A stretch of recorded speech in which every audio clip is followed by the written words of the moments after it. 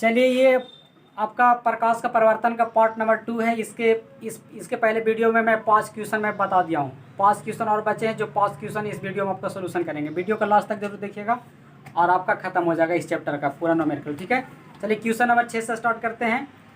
कहता है कि एक अवतल दर्पण से 32 सेंटीमीटर की दूरी पर 2 सेंटीमीटर ऊंची एक वस्तु रखी गई है।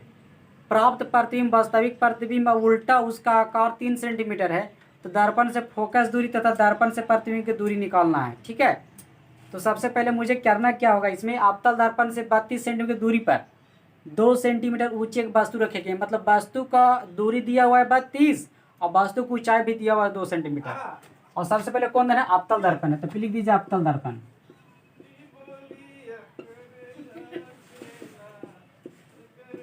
अवतल दर्पण है। अब वस्तु का दूरी दिया हुआ है कितना है, -32 सेंटीमीटर। कितना, -32 सेंटीमीटर। अब वास्तु की ऊंचाई दिया हुआ है, कहता है कि वास्तु की ऊंचाई कितना दिया हुआ है, S2 दिया हुआ है 2 सेंटीमीटर। 2 सेंटीमीटर दिया हुआ है। अब कहता है कि प्राप्त प्रतिबिंब वास्तविक और उल्टा है तथा उसका आकार 3 सेंटीमीटर है। अब कहता है कि उसका आकार, अब प्रतिबिंब इसका, तो प्रतिबिंब का आकार भी दिया हुआ है, H1 भी दिया हुआ है। H1 कितना दिया हुआ है, उल्टा दिया हुआ है कितना, उसका आकार 3 सेंटीमीटर है। तो मतलब 3 सेंटीमीटर माइनस में। अब देखिए माइनस में क्यों लिए, क्योंकि यहाँ पर प्रतिबिंब जो बन रहा था, प्रतिबिंब का आकार उल्टा बन रहा था 3 सेंटीमीटर। ठीक है, तो कहता दर्पण की फोकस दूरी, दर्पण की फोकस दूरी और वस्तु का दूरी निकालना था। ठीक है, तो सबसे पहले मुझे एम बराबर निकाल लीजिए। एम बराबर क्या होता है, -v/u होता है। अब एम का वैल्यू होता है प्रतिबिंब की ऊंचाई बट्टा वस्तु की ऊंचाई का अनुपात को आवर्धन करते हैं।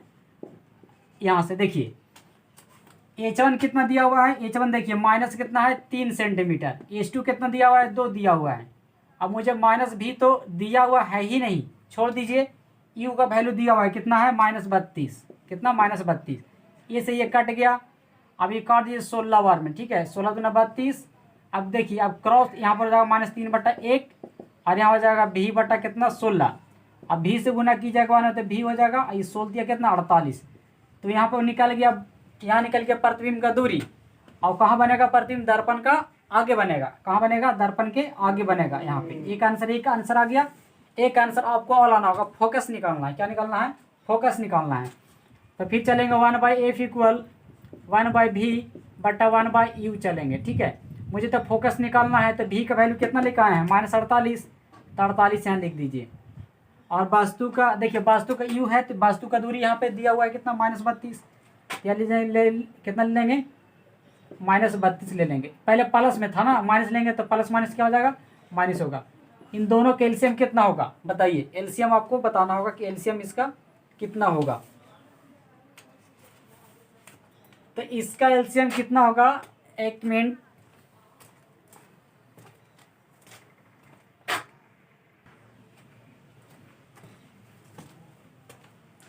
तो यहाँ पर देख सकते हैं कि 48 और 32 का एलसीएम कितना होगा, 96 होगा। कितना होगा, 96 होगा। ठीक है, 48 दूना 96 हो गया। अब 32 ये 96। ठीक है, 1/f इक्वल, अब 3 दू कितना, 5 बटा कितना, 96। अब यहाँ पर f ऊपर करेंगे तो 96 ऊपर जाएगा और 5 नीचे जाएगा। ठीक है, इसको काटेंगे तो मेरा फोकस कितना निकल के आ जाएगा, 19 × 5 = 95, मतलब 19 पॉइंट कितना आ जाएगा, 19 पॉइंट आपका 2 सेंटीमीटर। आपका देखिए, एक आपका आंसर यहाँ आ गया, एक आंसर आपका यहाँ पे, ये दोनों आपका आंसर निकालना था। तो आई होप आपको बिल्कुल समझ में आया होगा। ठीक है, चलिए क्वेश्चन नंबर आपका 7 देखते हैं।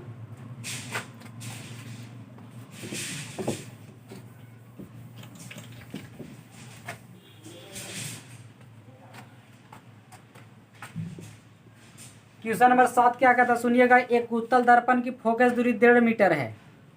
इस दर्पण से 5 मीटर की दूरी पर एक वस्तु स्थित है। इस वस्तु का प्रतिबिंब कहाँ बनेगा, ये भी बताएं कि प्रतिबिंब का आकार क्या होगा, वास्तविक होगा या आभासी होगा। देखिए उत्तल दर्पण है, कौन दर्पण है, उत्तल दर्पण है। उत्तल दर्पण है, कहता है कि इसका फोकस दूरी 1.5 मीटर है। फोकस दूरी मतलब ए बराबर 1.5 मीटर। अब बताइए कि उत्तल दर्पण में फोकस प्लस में होता है, तो इसको तो प्लस में रहने देते हैं। अब कहता है कि 5 मीटर की दूरी पर एक वस्तु है। अब वास्तु की दूरी कितना मीटर है, 5 मीटर। तब कहता है कि प्रतिबिंब कहाँ बनेगा। ठीक है, अब प्रतिबिंब कहाँ बनेगा, उसका आकार, स्थान सब बताना है। तो ठीक है, चलिए दर्पण सूत्र से चलते हैं, दर्पण सूत्र से काम करते हैं। यहाँ पे दर्पण सूत्र तो क्या आ जाएगा, 1/f इक्वल 1/v और 1/u। ठीक है, ये फार्मूला लिख दिए। तो f का वैल्यू कितना है, 1.5 मीटर। ठीक है, और आपका v तो निकालना है, और इसका वैल्यू कितना दिया हुआ है, वस्तु की दूरी -5 मीटर है, तो यहाँ क्या कर देते हैं, -5 ले लेते हैं। ठीक है, अब ये जाएगा ऊपर तो हो जाएगा कितना, 10 बटा कितना 15 हो जाएगा, ये इधर आके जब प्लस में हो जाएगा। ठीक है, अब मुझे यहाँ से भी निकल जाएगा, इन दोनों के लिए कितना होगा 15, ये हो जाएगा आपका 10, ये 5 दिए 15 हो जाएगा। ठीक है, 1/v।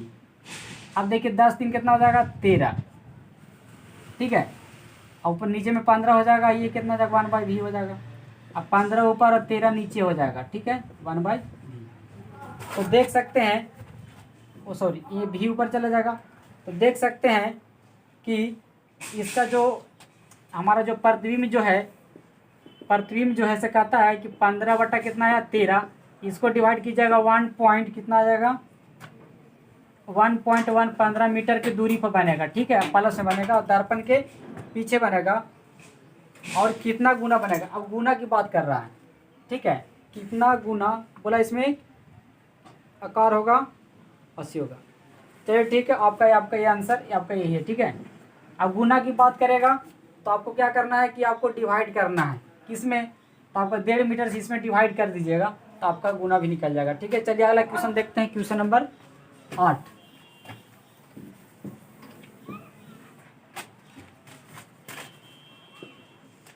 क्वेश्चन नंबर 8 क्या कहता है कि एक अवतल दर्पण से 10 सेंटीमीटर की दूरी पर रखी वस्तु का 4 गुना आवर्धित वास्तविक प्रतिबिंब बनता है, तो बताइए कि प्रतिबिंब कहाँ बनेगा। देखिए 4 गुना 5 गुना कहेगा ना, तो समझ जाइए कि आवर्धन का वैल्यू दिया हुआ है, किसका, आवर्धन का वैल्यू। तो सबसे पहले कौन दर्पण है, अवतल दर्पण है।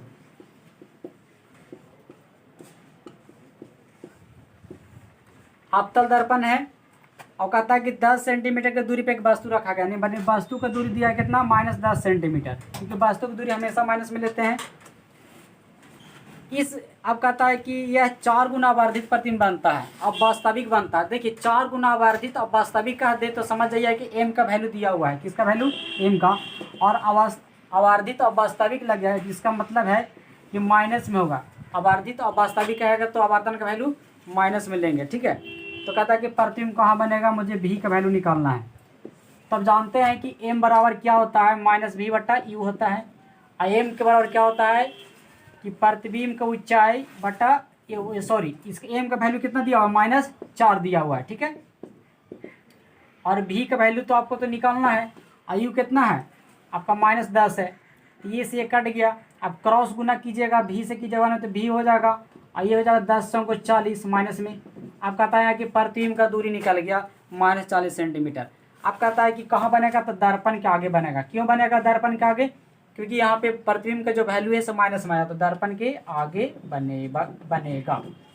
आपका ये आंसर हो गया। तो बिल्कुल आसान था। 4 गुना का है, 5 गुना का है, तो सारा समझिए का आवर्धन का वैल्यू दिया हुआ नहीं। तो यहाँ पूछा था 4 गुना आवर्धित अब वास्तविक बन रहा था, तो m का वैल्यू 4, और माइनस में क्यों रखे थे, क्योंकि वहाँ पर बोला था वास्तविक। अगर काल्पनिक बोलता तो m का वैल्यू क्या लगते हैं, प्लस में रखते हैं। ठीक है, तो क्वेश्चन नंबर 8 भी क्या है, सोल्यूशन हो चुका है।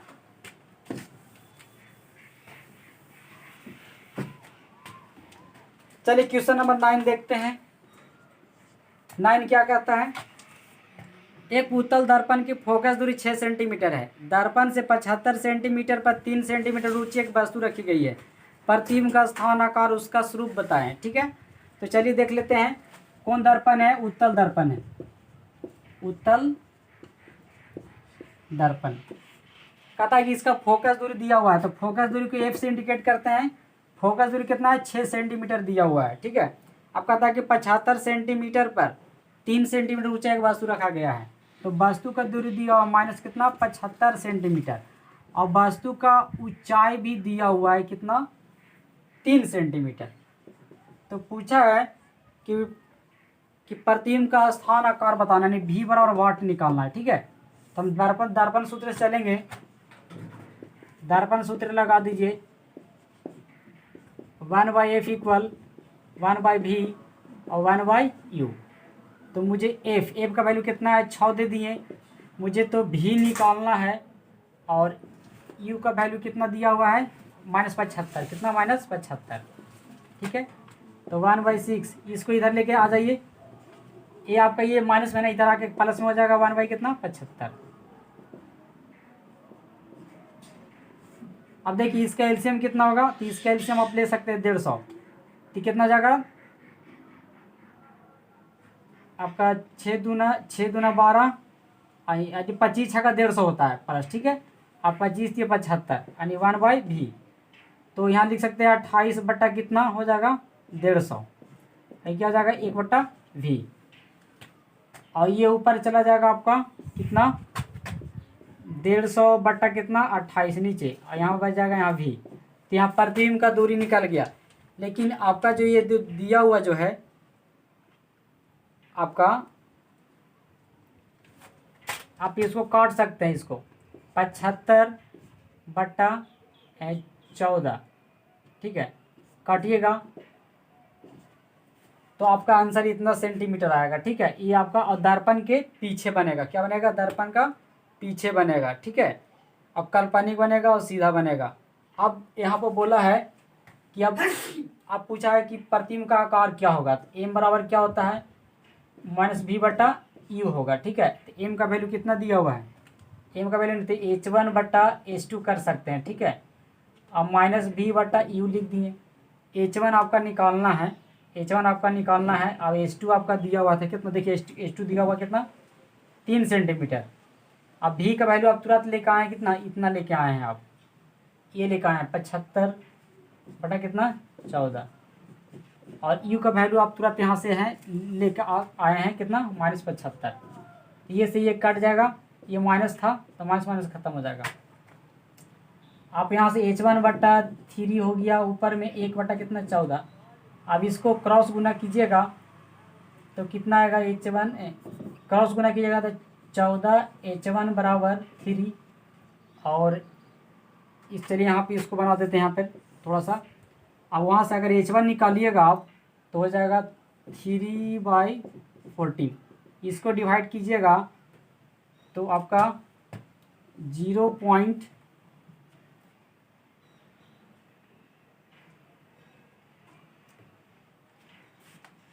देखिए क्वेश्चन जो आपका है ना, जहाँ पे ये जो दिया हुआ, लेकिन इसका आंसर इतना ही आएगा और इसका आंसर इसका इतना ही होगा।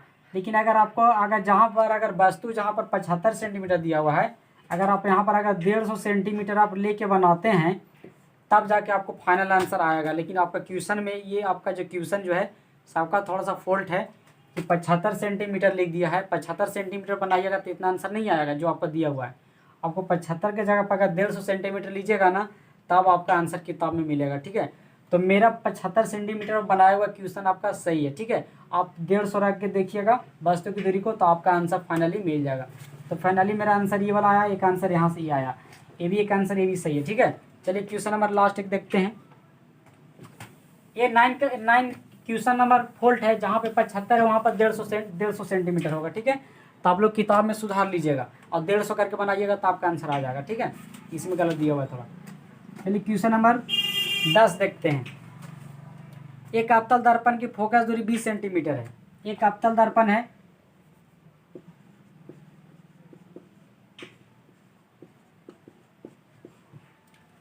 अब इसका फोकस कितना है, इसका फोकस है 20 सेंटीमीटर। तो अवतल दर्पण है तो अवतल दर्पण में फोकस दूरी माइनस में लेंगे। वस्तु की स्थितियों का मान निकालिए जिसके लिए प्रतिबिंब का आकार वस्तु का आकार का दुगना है। कहता है कि प्रतिबिंब का आकार जो है वस्तु का आकार का दुगना है, वस्तु का आकार का दुगना है। तो v बराबर क्या होगा, 2u हो गया ना। तो मुझे पूछा है क्या कि किन स्थितियों में वस्तु का स्थिति, तो मुझे वस्तु का दूरी निकालना है। क्या निकालना है मुझे, वस्तु की दूरी निकालना है कि वस्तु कहाँ बनेगा। ठीक है, चलिए देख लेते हैं। तो दर्पण सूत्र से लेके चले, यहाँ पे पूछा था कि उसका प्रतिबिंब जो है ना उसका वस्तु की दूरी का दुगना है, तो वस्तु में 2 से दुगना कर दिए। अब दर्पण सूत्र लगाया तो 1/f = 1/v और 1/u। तो एफ का वैल्यू तो कितना -20 दिया हुआ है बराबर, भी का वैल्यू कितना 2u है, ठीक है। और यहाँ पर आ गया u आ गया। अब इसको यहाँ पर देखिए आपका सॉल्यूशन कीजिएगा, ये दोनों के लिए 2u होगा, यहाँ पर 1 होगा, यहाँ पर 2 होगा, तो -1/20, यहाँ कितना हो जाएगा 3/24, ओ 24 नहीं, ये 2u है, ठीक है, 2 और u है, ये 2 और u है, ये काट दीजिए 10 बार में, u से आप देखिए यहाँ पर 1/10, यहाँ पर आ जाएगा 3/u। अब क्रॉस गुना कीजिएगा तो कितना हो जाएगा, u बराबर कितना हो जाएगा 10 या 30 सेंटीमीटर आपका, ये यही आपका वास्तु का दूरी निकल गया आपको, ठीक है। अगर आप वास्तविक में रखिएगा तब, एक काल्पनिक में रखिएगा तब, ये काल्पनिक के लिए है, किसके लिए, ये काल्पनिक के लिए है आपका। लेकिन वास्तविक अगर रखेंगे तो मुझे माइनस लेकर बनाना होगा, ठीक है। अगर हम मुझे वास्तविक लेके अगर बनाना होगा तो मुझे भी का वैल्यू क्या रखना होगा, -2u रखना पड़ेगा, तब जाके मेरा आपका आंसर दूसरा आएगा, ठीक है।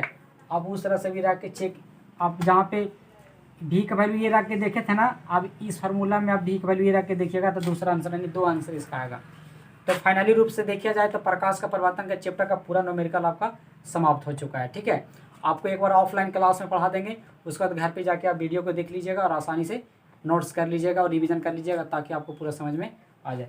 चलिए तो मिलते हैं, और इसके बाद आपका आएगा प्रकाश का अपवर्तन का दूसरा चैप्टर लेंस वाला, उसका मैं भी सोल्यूशन डालूंगा।